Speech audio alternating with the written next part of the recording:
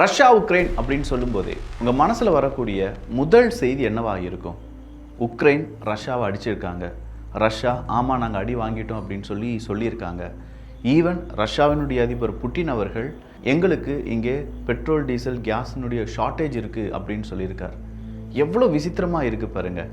ரஷ்யாட்டிருந்து தான் நாம் ஆயில் வாங்குகிறோம், நாம் கேஸ் வாங்குகிறோன்னு வச்சுக்கோங்க. ஆனால் இன்றைக்கி அதே நாடு சொல்கிறாங்க நாங்கள் கொஞ்சம் கேஸ் இல்லாட்டி இந்த மாதிரி ஆயிலை இம்போர்ட் பண்ண போகிறோம் அப்படின்னு சொல்லி. ரொம்ப டிஃப்ரெண்ட்டான ஒரு கான்செப்டுடன் இந்த ரஷ்யா உக்ரைன் போர் அப்படிங்கிறது சென்று கொண்டிருக்கிறது. அதுக்கு தகுந்த மாதிரி உக்ரைனுக்கு ஏகப்பட்ட உதவிகள் கிடைச்சிட்ருக்கு. இவ்வளோ நாள் பார்த்த வீடியோவில் இந்த வீடியோ ரொம்ப டிஃப்ரெண்ட்டாக ரொம்ப விஷயங்களை உள்ளடக்கியதாக இருக்க போகுது. எல்லாத்தையும் பார்த்துடலாமா?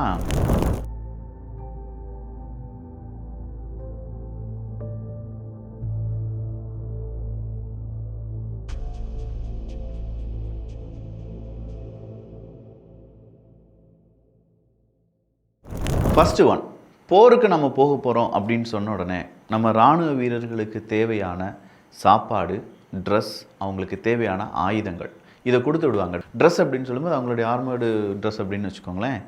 அதில் இந்த ட்ரோன்ஸ் அப்படிங்கிறதெல்லாம் இருக்காது.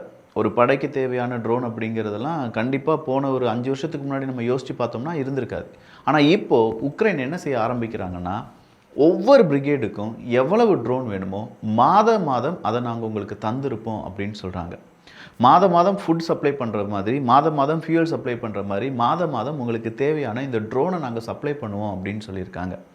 இதுதான் உலக நாடுகளுக்கு இடையே ஒரு பெரும் வியப்பை ஏற்படுத்தியிருக்கு. இங்கே குண்டுகளுக்கோ துப்பாக்கிகளுக்கோ இல்லாட்டி கிரனேடுகளுக்கோ இல்லாத ஒரு டிமாண்ட் உக்ரைனுடைய இராணுவ வீரர்கள் மத்தியில் ட்ரோனுக்கு ஏற்பட்டிருக்கு அப்படிங்கிறது தான். அப்போ உக்ரைனுடைய இராணுவ வீரர்கள் மத்தியில் ஒரு கிளாஷ் அப்படிங்கிறது உருவாகிருக்கு. சில பிரிகேட்ஸ்க்கு இல்லாட்டி சில விதமான ஒரு படைக்கு நிறைய ட்ரோன்ஸை கொடுக்குறாங்க, சில ஏரியாவில் இருக்கக்கூடிய அந்த படைகளுக்கு ட்ரோன்ஸ் அப்படிங்கிறது கொடுக்கறது கிடையாது அப்படின்னு சொல்லி அதற்கான எக்ஸ்பிளனேஷனை இன்றைக்கி உக்ரைன் கொடுத்துருக்காங்க.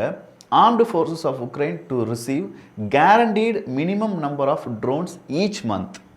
பேசிக் லெவல் ப்ராஜெக்ட் ஹேஸ் பிகேன் அப்படிங்கிறது தான். ஸோ இதுக்காகவே ஒரு ப்ராஜெக்ட் இனிஷியேட் பண்ணி எந்தெந்த இராணுவ வீரர்களுக்கு எவ்வளவு ட்ரோன்ஸ் கொடுக்கப்பட வேண்டும், அதுவும் மாதம் அந்த ட்ரோன்ஸ் அப்படிங்கிறத உங்களுக்கு கொடுத்தே தீர்வோம். இதுதான் இப்போது உக்ரைன் சொல்லியிருக்கக்கூடிய ஒரு கேரண்டி பிளான். இந்த பிளான் எக்ஸிக்யூட் ஆயிடுச்சு அப்படின்னா இராணுவ வீரர்களுடைய உயிரிழப்பு குறையும், இராணுவ வீரர்களுக்கான கான்ஃபிடென்ட் அதிகமாகும், எதிரிகளுக்கு இந்த பிளான் கண்டிப்பாக சிம்ம சொப்பனமாக மாறும். அதாவது ரஷ்யாவுக்கு இது ஒரு பெரும் பிரச்சனையாக மாறுது. இந்த பிரச்சனையை கண்கூட நம்ம எப்படி பார்த்தோம்? புட்டின் அவர்களே சொல்கிறார், ஆமாம் எங்களுக்கு கொஞ்சம் கேஸ் ஷார்ட்டேஜ் இருக்குது, அதை நிவர்த்தி பண்ணுறதுக்காக அண்டை நாடுகள்கிட்டருந்து நாங்கள் வாங்க போகிறோம் அப்படின்னு சொல்லியிருக்காங்க.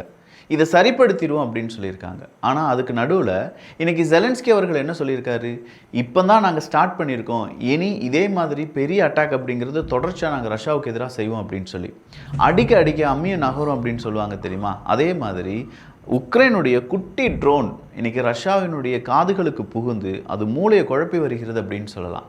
இப்போது நேராக ஜப்பானுடைய என்ட்ரி அப்படிங்கிறது இருக்குது. ஜப்பானை பற்றி ஒரு செய்தி வாசித்தேன். உக்ரைனுடைய இன்டெலிஜென்ஸ் உளவுத்துறை ரஷ்யாவினுடைய வெப்பன்ஸ் எல்லாமே எடுத்து படிக்கிறாங்க.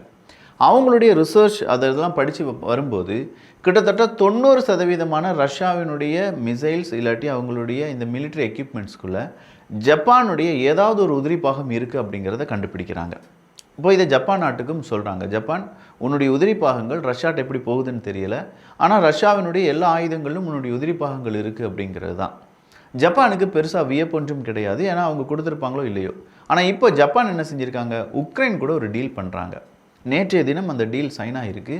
அது என்னென்னா, உக்ரைனுடைய ட்ரோன் இருக்குல்ல, அவங்களுடைய நாலேஜ் இருக்குல்ல, அந்த ட்ரோன் அவங்க எப்படி யூஸ் பண்ணுறது, அந்த ட்ரோன் வழியாக எப்படியெல்லாம் ரஷ்யாவுக்கு குடைச்சல் கொடுத்தாங்க, அந்த நாலேஜ் எல்லாத்தையுமே நீ எனக்கு தான். யாருக்கு? ஜப்பானுக்கு கொடு. ஜப்பானும் உக்ரைனும் சேர்ந்து ட்ரோனுக்கான புதிய சகாப்தத்தை உருவாக்கலாம். ஜப்பானுடைய தேவை அங்கே ரியல் டைமாக என்ன நடந்துச்சு அப்படிங்கிறதுக்கான அந்த நாலேஜ் தான். ஜப்பானில் யுத்தம் கிடையாது, ஜப்பானை சுற்றி இருக்கக்கூடிய நாடுகள்லையும் பெரிய அளவில் யுத்தம் கிடையாது. பட் தென்சீன கடலில் மட்டும்தான் ஜப்பானுக்கு டென்ஷன் அப்படிங்கிறது அதிகமாக இருக்குது.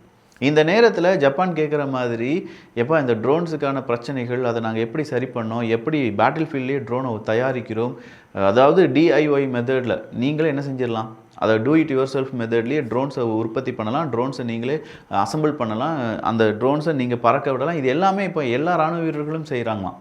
அப்போ இதெல்லாமே செய்வதற்கான அந்த வழிமுறை என்ன அப்படிங்கிறத ஈஸியாக பண்ணி அதை உலக நாடுகளுக்கு ஒரு பெரிய ப்ராடக்டாக மாற்றுறதுக்கான ஒரு சின்ன விஷயத்தில் ஈடுபட்டு இருக்காங்க ஜப்பான். ஜப்பானுடைய இந்த முயற்சி பெரும் வெற்றி அடையும் அப்படின்னும் சொல்லப்படுகிறது.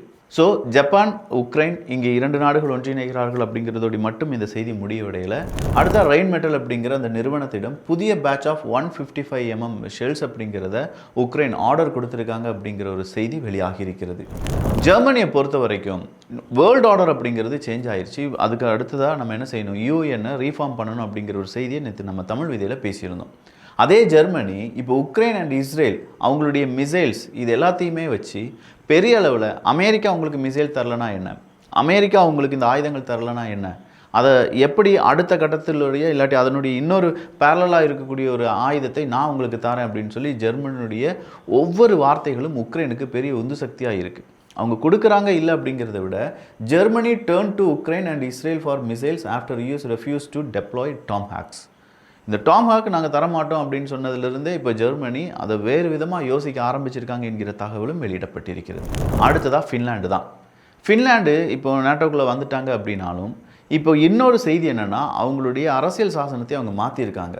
நியூக்ளியர் வெப்பன்ஸ் டெப்ளாய்மெண்ட் அப்படிங்கிறது தான். எங்கள் நாட்டுக்குள்ளே நீங்கள் நியூக்ளியர் வெப்பன்ஸை கொண்டு வரலாம், கொண்டு வந்து டிப்ளாய் பண்ணலாம் அப்படின்னு சொல்லி ஃபின்லாண்டில் அதை செய்ய முடியாது. அப்படி முடியாத ஒரு விஷயத்தை இப்போ முடித்து காண்பித்திருக்கிறது ஃபின்லாண்டு. என்னானாலும் சரி நியூக்ளியர் டிப்ளாய்மெண்ட் அப்படிங்கிறது எங்கள் நாட்டுக்குள்ளே செய்யலாம்.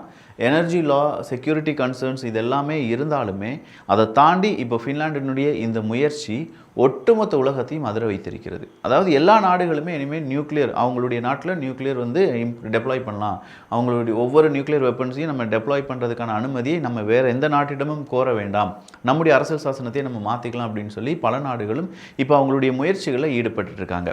அடுத்ததாக பெலரஸ்.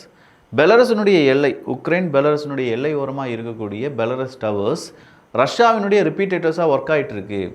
ரஷ்யாவினுடைய ட்ரோன்ஸ் அவங்களுக்கான சிக்னல்ஸ் இது எல்லாத்தையுமே இந்த பெலரஸ் டவர்ஸ் தான் கொடுத்துட்ருக்கு. உடனடியாக அதை நீக்க வேண்டும், அப்படி இல்லைனா நாங்கள் அதை தகர்த்துருவோம் அப்படின்னு சொல்லி உக்ரைன் சொல்லியிருந்தாங்கல்ல. இப்போ பெலரஸ் என்ன சொல்கிறாங்கன்னா ஃபுல் ஸ்கேல் ரெஸ்பான்ஸ் அப்படிங்கிறது இருக்கும். என்னானாலும் சரி நான் ரஷ்யாவுக்கு பின்னாடி தான் நிற்பேன். ஒருவேளை என்னுடைய பார்டரில் இருக்கக்கூடிய எங்களுடைய அந்த அட்டாச்மெண்ட்ஸையோ இல்லாட்டி எங்களுடைய இன்ஃப்ராஸ்ட்ரக்சரையோ நீ சீண்டினா என்றால் நாங்கள் ஃபுல் ஸ்கேலாக உனக்கு ரெஸ்பான்ஸ் கொடுப்போம் அப்படின்னு சொல்லி நேரடியாக உக்ரைனுக்கு எதிரான ஒரு யுத்த பிரகடனத்தை ஆரம்பித்திருக்கிறார்கள் பெலரஸ்.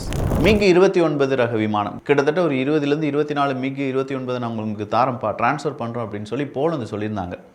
இப்போ உக்ரைன் இதை ரொம்ப நாளாக கேட்டுட்டு இருந்தாங்க. இப்போ போலந்து சொல்லிட்டாங்க இல்லை உனக்கும் எனக்கும் நேரம் சரியில்லை. அதுவும் குறிப்பாக அந்த URC 226 டெஸ்பிட் அப்படின்னு சொல்லி ஒரு பிரச்சனையை சொல்கிறாங்க. அதிலிருந்தே உக்ரைனுக்கும் போலந்துக்கும் எதுவுமே சரியில்லையா. அதனால் போலந்து அந்த மிக் ரக விமானத்தை டிரான்ஸ்ஃபர் பண்ணுறதை இப்போதைக்கு நாங்கள் தடுத்து வச்சுருக்கோம் அப்படின்னு சொல்கிற அறிவிப்பை கொடுத்துருக்காங்க. இது உக்ரைனுக்கு ஒரு பின்னடைவு தான்.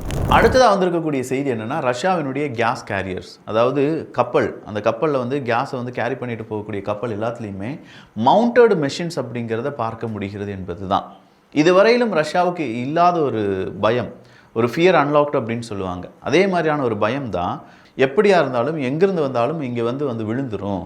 அதை நம்ம தடுக்கணும்னா கண்டிப்பாக நம்ம கன்னை வச்சாவது ஷூட் பண்ணி அந்த ட்ரோன்ஸை தடுப்பதற்கான முயற்சிகளை ஈடுபட வேண்டும் அப்படின்னு சொல்லி அந்த ஒரு ஃபியர் அன்லாக் செய்யப்பட்டு இருப்பதால் ரஷ்யா அவங்களுடைய கப்பல் எல்லாத்துலேயுமே இந்த மவுண்டட் கன்ஸ் அப்படிங்கிறத வைக்க ஆரம்பிச்சிருக்காங்க. இந்த மவுண்டட் கன்ஸால் உக்ரைனுடைய ட்ரோன்ஸை தடுத்துட முடியுமான்னு கேட்டால் அது முடியாது. பட் ஓரளவுக்கு செக்யூரிட்டி கொடுப்பதற்காக இந்த மவுண்டட் கன்ஸ் அப்படிங்கிறது பயன்படுத்தப்படும் என்பது தான் கிடைத்திருக்கக்கூடிய தகவல். சைபேரியாலையும் ஃபியூல் கிரைசிஸ் உருவாகிவிட்டது என்று சொல்லியிருக்காங்க. அடுத்ததாக லாத்வியா மற்றும் உக்ரைன் இவங்க 2 பேரும் சேர்ந்து ஒரு ட்ரோன் பிளான்ட் லட்கேல் அப்படிங்கிற ரீஜனில் உருவாக்க திட்டம் போட்டிருக்காங்க. அப்போ ட்ரோன் சம்பந்தமான செய்திகள் தான் ஒட்டுமொத்தமான உலக செய்திகளாக மாறி இருக்கு. இதில் ஐரோப்பிய ஒன்றியம் கிட்டத்தட்ட 3.9 பில்லியன் யூரோஸ் உக்ரைனுக்கு கொடுக்க போகிறாங்க ட்ரோன்ஸுக்காக மட்டும். நீ ட்ரோனை வச்சு தானே இப்போ எல்லாமே சாதிச்சிட்ருக்க, அந்த ட்ரோனை நீ எவ்வளோ வேணாலும் வாங்கிக்கோ, எவ்வளோ வேணாலும் மேனுஃபேக்சர் பண்ணிக்கோ, இதோ உனக்கு 3.9 பில்லியன் யூரோஸ் தரோம் அப்படின்னு சொல்லி ஐரோப்பிய ஒன்றியம் கொடுத்துருக்காங்க. அதே நேரத்தில் இப்போ ரஷ்யாவில் களம் மாறிவிட்டது, காலங்களும் மாறிவிட்டது அப்படிங்கிற மாதிரி ரஷ்யாவில் இருக்கக்கூடிய மனிதர்கள் விக்டரி எங்களுக்கு வேண்டாம், எங்களுக்கு இப்போதைக்கு போர் நின்றாலே போதும், இந்த போரால் பெரிய பிரச்சனைகள் உருவாகி கொண்டிருக்கிறது. ஏன்னா ரஷ்யாவினுடைய பொருளாதாரம் கொஞ்சம் கொஞ்சமாக டவுன் ஆகிட்டே இருக்குது. இன்னும் ஒரே அடியாக உக்ரைனை அப்படியே அடிச்சிட வேண்டியதானே அப்படின்னு கேட்டால் அதை ஏன் இன்னும் ரஷ்யா செய்யாமல் இருக்காங்க, புட்டின் அவர்கள் செய்யாமல் இருக்காங்க அப்படிங்கிறது எல்லோருக்கும் இருக்கக்கூடிய கேள்வி தான். மாஸ்கோலேயே உக்ரைனுடைய ட்ரோனை வச்சு உக்ரைனால் ஒரு அட்டாக்கை நடத்த முடிகிறது என்றால் ரஷ்யாவால் அதை தடுக்க முடியவில்லை என்றால் அது ரஷ்யாவுக்கு தோல்வி, அது தொடர் தோல்வியாக மாறிக்கொண்டிருக்கிறது. அப்போ அங்கே இருக்கக்கூடிய ஒரு இண்டிபெண்ட் போல் என்ன சொல்லுதுன்னா, majority of Russians prioritize peace over victory அப்படின்னு சொல்லியிருக்காங்க. எங்களுக்கு வெற்றி அப்படிங்கிறத விட எங்களுக்கு அமைதி தான் வேணும் அப்படின்னு சொல்லி ரஷ்ய மக்கள் விரும்புவது விசித்திரமானது ஒன்றும் கிடையாது. 4-5 வருஷமாக இந்த யுத்தம் யுத்தம் யுத்தம் அப்படிங்கிறதோடு மட்டுமே அவங்களுடைய பொருளாதாரம் எல்லாமே நலிவடைந்து வருவதை எப்படி ஒரு நாட்டு மக்களால் அக்செப்ட் பண்ண முடியும் அப்படிங்கிறது தான் நம்மகிட்ட இருக்கக்கூடிய கேள்வியும். ஸோ ஓவராலாக பார்க்கும்போது உக்ரைனுடைய ட்ரோன் அது ரொம்ப பெரிய அளவில் ஒரு ப்ளே பண்ணியிருக்கு ரஷ்யா உக்ரைன் போரில். இதை தாண்டி உக்ரைனுக்கு சில நாடுகள் அவங்களுடைய ஆயுதங்களையும் அதே நேரத்தில் உக்ரைன் புதுசான சில ஆயுதங்களையும் உருவாக்கி வருகிறார்கள். அந்த ஆயுத லிஸ்ட் என்ன, இந்தியாவினுடைய டிஃபென்ஸ் சம்பந்தமான செய்திகள் என்ன அப்படிங்கிறதெல்லாம் தொடர்ச்சியாக வியூகத்தில் நம்ம பார்க்க போகிறோம். வியூகம் நம்முடைய சேனலை சப்ஸ்கிரைப் பண்ணிக்கோங்க, நண்பர்களுக்கும் பகிர்ந்து கொள்ளுங்கள். நல்லதை பகிர்ந்து நல்ல சமுதாயத்தை உருவாக்குவோம். நன்றி, வணக்கம்.